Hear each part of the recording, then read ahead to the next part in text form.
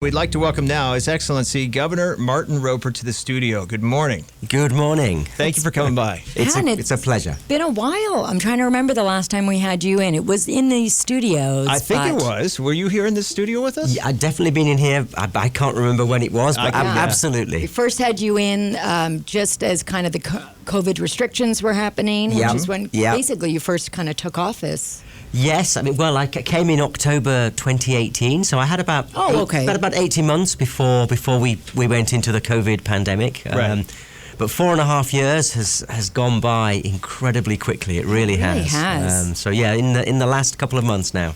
I've been here for 3 of those years. Okay. And you were the first public official that sticks out of my mind from the press conferences. Right. We were always watching the governor. The governor was very composed, had everything thought out. And I'm like, man, has this guy been through COVID before? I don't think any of us had. No, I know. But And we don't want to do it again. No. that's a testament to how well you handled it, though. Yeah. Seriously. Yeah. And I mean, even well, just thank you. worldwide media were so impressed with how the Cayman Islands in general dealt Right. Yeah. with Yeah. COVID. Yeah. Yeah. And that's a testament to you. Well, it was and the whole government here. Exactly, it was a huge team effort. But I think we did. If you look back, I still argue that we had one of the best sort of health outcomes anywhere in the world because we got the vaccines in from the UK very quickly. We'd locked down, so we were protecting everybody. And by the time we started to open up, the vast majority had the vaccine, which really protected everybody. So, yeah, I think we did exceptionally well. And that's both governments, previous one and this current one as well. And with the mask mandates, there was never any issues with that. Everybody complied, and there was, for the most part, it was not. It wasn't a compared to some other countries. It wasn't a dramatic. Oh, it was nothing like America. No, for sure. So right. it was and when we had that little bubble, when we were all kind of shut down, I know it was tough on a lot of businesses and people, but it was kind of nice to feel like I felt very secure here. It very did. safe, It did. We had a pretty normal life. I mean, I felt almost guilty talking back home to family and friends in the UK as they were going through a really tough time, and we were just going about our normal lives. I kind of use this as an argument because for the most part, people did follow the guidelines here. Right. You know, versus America, they were very like, no, I'm not going to listen to anybody. But the thing was, we didn't have any cases for almost a year. That's It was a long time. That's right. And so I was doing the same thing. I was posting like, here we are, in beach paradise, and we've got 0 COVID cases, and everybody's like, can we come and join you? Not yet. Not yet. 2 weeks in quarantine if you do. I did. Yeah, I really didn't want to post a lot of social media because I did feel a little guilty. Thank you for everything that you've done during your entire term. Thank you.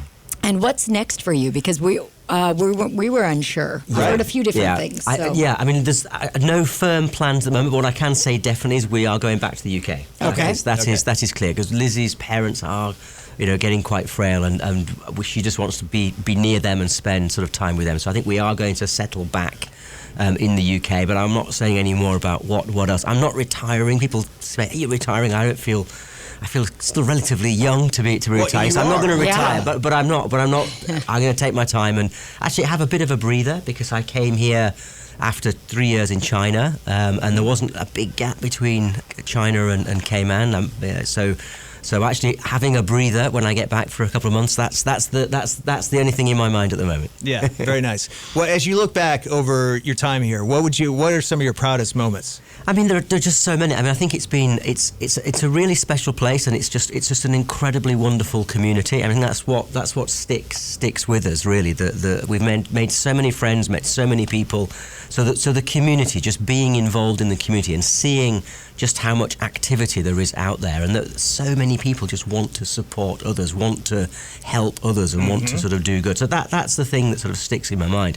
Obviously, the COVID, being there and supporting the community through COVID, I'll probably always be remembered as the COVID governor. Yeah, you will. What an epitaph that is. So I suppose that's the biggest thing. But also passing the civil partnerships legislation, which I think gave a framework for same-sex couples. I do think, and there hasn't been a real big outcry about that many predicted. So I think that's very good. The setting up a regiment which will allow us to do humanitarian and disaster relief. I think it gives the islands a capacity that we didn't have, and it will help us and support us if we are hit by adverse weather systems.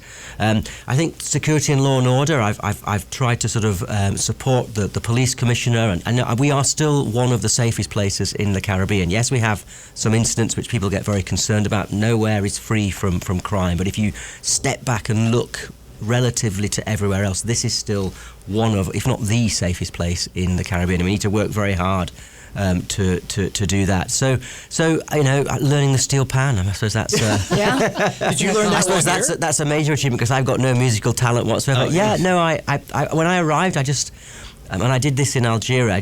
When I was ambassador, just try to find something that allows you to connect a bit to local culture. You should have brought one in this morning. Man, that would have been I'm not very good. You probably should. No, I've seen video of you. No, trust me. Have you heard Teri on the recording? Yeah, it's painful. Better than that. It's painful.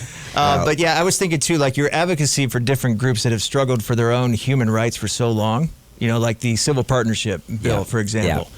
We strongly support that. And to see you standing up so strongly for that too, that really meant a lot to that community. Yeah, well, no, I think it has. And many people, heterosexual couples as well, have taken advantage of that. There are a lot of people who just live together and have never really regularised their financial affairs, but now they can do that legally under our sort of system. So, yeah, that I think has been a step forward. But constitutional change in 2019, helping get that through.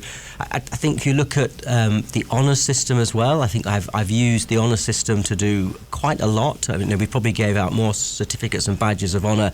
We gave a lot of special ones during COVID, but I think Cayman hasn't done as well on the UK honours system historically. But we've had 2 knighthoods in the last year. We've had OBEs, we've had MBEs, we've had British Empire medals. So I think there's been a step up there. So being appointed by the then Queen, I said from the beginning, it creates a real bond between the governor and the people. And I've just fought Cayman's Corner Financial Services. I was in New York last week supporting financial services events. Went up to Washington to support the opening of the first Cayman government office in the US.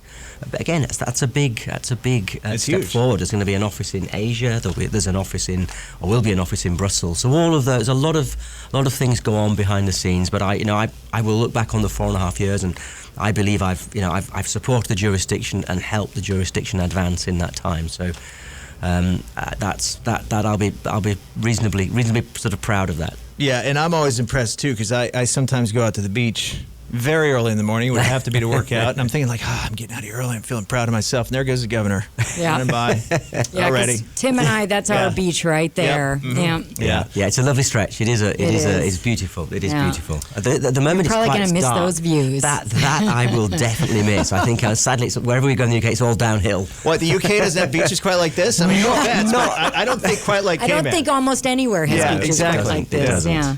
Well, we wish you all the best, and you have done so much over this time. And I even forgot, when you spoke about the Queen, I'm like, you were here when she passed, and then you went to her funeral. Yes, and that's right. So much has happened. It has. It has been an incredibly eventful 4.5 years. Well, while we have you here too, because one of the premiers you worked with the most was Alden McLaughlin. Yes, who was just knighted. That's right. So I assume you had a big hand in that. Well, how did that happen? How did that go down? Do you make the suggestion? Well, I can't really comment on sort of how it happens too much, but there has to be a nomination, and the nomination comes to my office, and then my office sends it to London, and there are various committees, and it's London that takes the final decision. But yeah, that I think premier for 8 years, two governments. The economy was growing very well.